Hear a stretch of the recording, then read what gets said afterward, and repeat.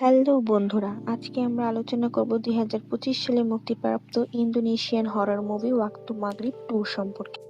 ইন্দোনেশিয়ার জাতিয়াজারি গ্রামে 20 বছর আগে আদি এবং তার বন্ধুদের সাথে ঘটে যাওয়া ঘটনার আবার পুনরাবৃত্তি হতে চলেছে এবং এটি এবার ইন্দোনেশিয়ার আরেকটি গ্রাম গিরিটি তার্তোতে। ছবির শুরুতে আমরা ইয়োগোকে দেখতে পাই। ইয়োগো তার বন্ধুদের সাথে ফুটবল ম্যাচ খেলতে যায়, কিন্তু ফুটবল ম্যাচ খেলার সময় ইয়োগো, দেও এবং উলানের সঙ্গে সংরক্ষিত দলের খেলোয়াড়দের ঝগড়া বাঁধে এবং ঝগড়ায় হেরেই তারা সন্ধ্যায় বাড়ি ফিরে। তাদের পুরো যাত্রা জুড়ে তারা মূল ফুটবল দলকে একটি দুর্যোগের শিকার হওয়ার জন্য অভিশাপ দেয়।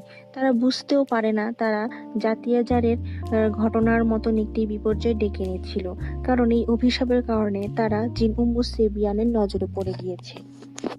এরই মাঝে তাদের গাড়ির অ্যাক্সিডেন্ট হয় এবং এর মধ্যেই জিন সেবিয়ান তাদের মধ্য থেকে উলানকে তার বশ করে ফেলে, যাতে করে সে শিশুদের জীবন স্বীকার করতে পারে।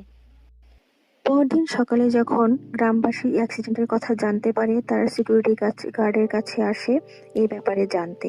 আর এই সকল ঘটনা আদি দূর হতে দেখছিল, কারণ আদি জানতো এই ঘটনাগুলো কোনো নর্মাল ঘটনা নয়, কারণ এগুলো সবই সেবিয়ানের করা।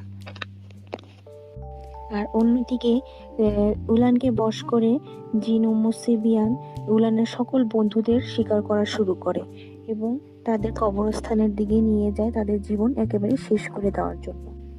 এদিকে আদি বাচ্চাদেরকে বাঁচানোর জন্য সে জিনের সাথে ডিল করে এবং তাকে পজেস্ট করার জন্য বলে এবং উলানকে ছেড়ে দিতে বলে। আর জিন ঠিক সেইটাই করলো, সে আদিকে পজেস্ট করলো এবং উলানকে ছেড়ে দিল। কিন্তু আদি কোনো রকম ভাবে সে নিজেকে কন্ট্রোল করে আজান দেওয়া শুরু করে, যার ফলে জিন সেবিয়ান আর তার শরীরে বশ করে থাকতে পারে না এবং সে ধ্বংস হয়ে যায়। আর এরই সাথে সকল বাচ্চারাও তার পজিশন থেকে বের হয়ে আসে। কিন্তু এদিকে বাচ্চাদের রক্ষা করতে করতে আদি নিজের জীবন আর রক্ষা করতে পারলো না এবং সে পানিতে পড়ে নদীর স্রোতের সাথে ভেসে গেল।